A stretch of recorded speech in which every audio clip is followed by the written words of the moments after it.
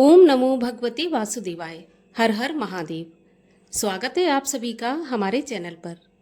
आज के इस वीडियो में हम बात करेंगे भाद्रपद मास के कृष्ण पक्ष के प्रदोष व्रत के बारे में। प्रदोष का व्रत कब रखा जाएगा, कब त्रयोदशी तिथि प्रारंभ होगी, कब समाप्त होगी, प्रदोष काल पूजा का मुहूर्त क्या रहेगा, राहु काल का समय क्या होगा, सभी के बारे में आज के इस वीडियो में हम बात करने वाले हैं। तो वीडियो बहुत महत्वपूर्ण है, पूरा देखिए। और अगर वीडियो आपको अच्छा लगता है, जानकारी आपको उपयोगी लगती है, तो लाइक अवश्य कर दीजिए। आपके लाइक से हमें पता चलता है कि आपको हमारा वीडियो पसंद आया। इसके साथ ही चैनल को भी सब्सक्राइब कर लीजिए, क्योंकि हमारे चैनल पर आपको सभी प्रकार की व्रत कथाएं और व्रत से जुड़ी जानकारियां प्राप्त होंगी।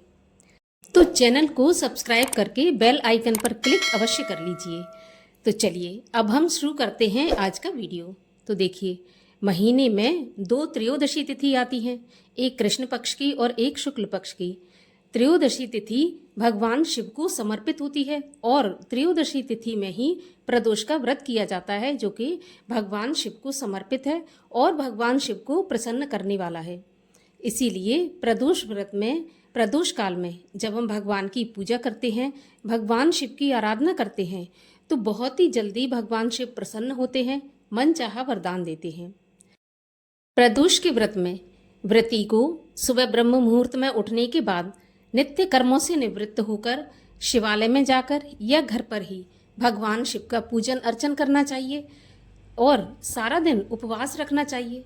अगर हो सके तो निराहार रखें, अगर सामर्थ्य नहीं है तो फलाहार से व्रत रखें। इसके बाद सायंकाल को जब सूर्यास्त में 1 घंटा शेष रहता है, वो प्रदोष काल होता है। तो प्रदोष काल में शुभ मुहूर्त में एक बार फिर से स्नान आदि करने के बाद श्वेत वस्त्र धारण करें, भगवान शिव को और शिव परिवार को एक चौकी पर स्थापित करें। इसके बाद षोडश उपचार विधि से शिव का और शिव परिवार का पूजन करें। भगवान शिव को प्रिय वस्तुएं जैसे कि बेलपत्र, धतूरा, जनेऊ इत्यादि अर्पित करें। श्री गणेश जी को दूर्वा, मोदक इत्यादि अर्पित करें और माता पार्वती को श्रृंगार का सामान अर्पित करें। इस प्रकार पूजन करें और प्रदोष के व्रत की कथा सुनें। प्रदोष का व्रत अलग अलग दिन के हिसाब से अलग अलग होता है और कथाएं भी अलग अलग होती हैं। जैसे सोमवार का सोम प्रदोष, मंगल का मंगल प्रदोष, बुध का बुध प्रदोष, इस प्रकार से अलग अलग होते हैं। तो जिस दिन का भी प्रदोष व्रत है, उस दिन की कथा सुनें और भगवान शिव की आरती करें। इसके बाद भगवान शिव के मंत्रों का जाप करें। ऐसी मान्यता है कि प्रदोष काल में भगवान शिव और माता पार्वती पृथ्वी पर विचरण करते हैं और जो भी भक्त प्रदोष काल में भगवान शिव और माता पार्वती का पूजन करते हैं, उन्हें शीघ्र ही भगवान भोलेनाथ की कृपा प्राप्त होती है और मनचाहा वरदान प्राप्त होता है। इसीलिए प्रदोष काल में शिव जी का पूजन करना चाहिए। हो सके तो शिवालय में जाकर पूजन करना चाहिए, अगर नहीं संभव है तो घर पर ही करें। और एक बात का ध्यान रखें कि प्रदोष के व्रत में नमक का सेवन बिल्कुल नहीं किया जाता, किसी भी प्रकार का नमक नहीं खाया जाता। तो जो आपने भगवान के लिए भोग बनाया है, विशेषकर चावल की खीर भगवान भोलेनाथ को बहुत अधिक प्रिय है, तो आप चावल की खीर बनाकर भगवान को भोग लगाएं और स्वयं भी उसी से अपने व्रत का पारण करें। नमक का बिल्कुल भी सेवन ना करें। तो आइए अब आपको ये बता देते हैं कि कब प्रदोष का व्रत रखा जाएगा, कब त्रयोदशी तिथि आरंभ होगी, कब समाप्त होगी।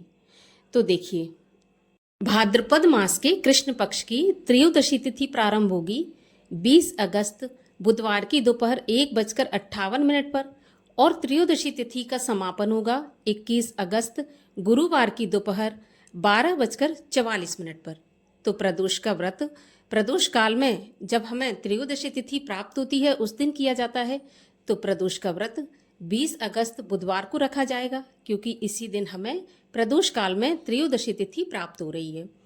प्रदोष काल पूजा का मुहूर्त होगा 20 अगस्त बुधवार के दिन शाम को 6:20 से 8:33 तक। इसी समय के बीच में आप अपना पूजन समाप्त करें। और 20 अगस्त को राहु काल का समय होगा दोपहर में 12 बजे से 1:30 बजे तक और राहु काल के समय की गणना अशुभ समय में की जाती है। तो राहु काल के समय पर कोई भी पुण्य काम, नया काम, पूजा पाठ इत्यादि ना करें। तो आशा करती हूँ जानकारी आपके लिए उपयोगी होगी। अगर अच्छी लगी हो तो लाइक अवश्य कर दीजिए। साथ ही साथ प्रदोष व्रत की कथा सुनने के लिए चैनल को सब्सक्राइब करके बेल आइकन पर क्लिक कर लीजिए। तो चलिए अब मिलते हैं अगले वीडियो में। तब तक के लिए श्री शिवाय नमस्तुभ्यम।